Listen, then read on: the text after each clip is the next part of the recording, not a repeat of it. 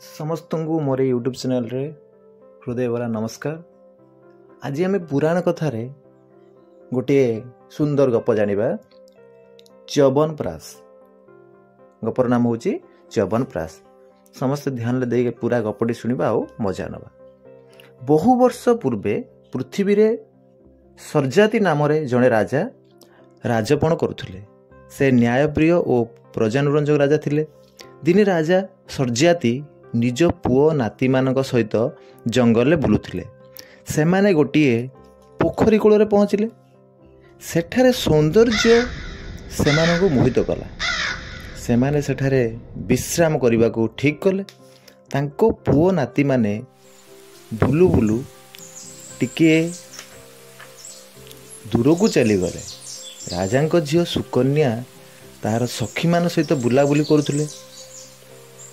हठात तार नजर गोटे माटी कूद उपर पड़ा। सेठारे दुईटी चकचक करुवा छिद्र देखागला। से पाखक जाए ताकू देखी मध्य ताहा कौन बुझी पारिला नहीं।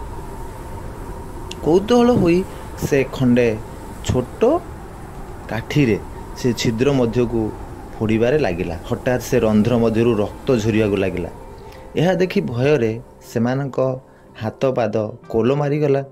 सुकन्या दौड़ी जाए राजा पाखरे सब कहला।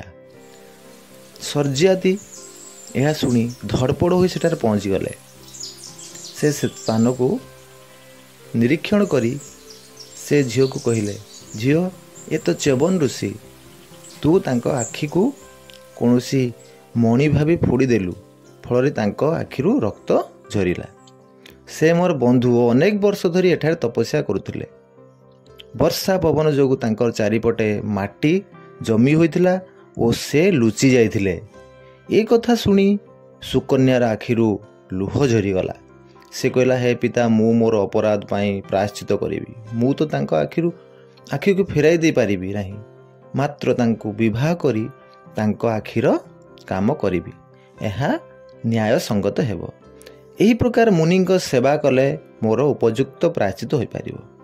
राजा सुकन्या बहुत बुझाइले जे से तो एबे युवती, मात्र च्यवन ऋषि वृद्ध, तांकर विवाह उचित हेबो नाही।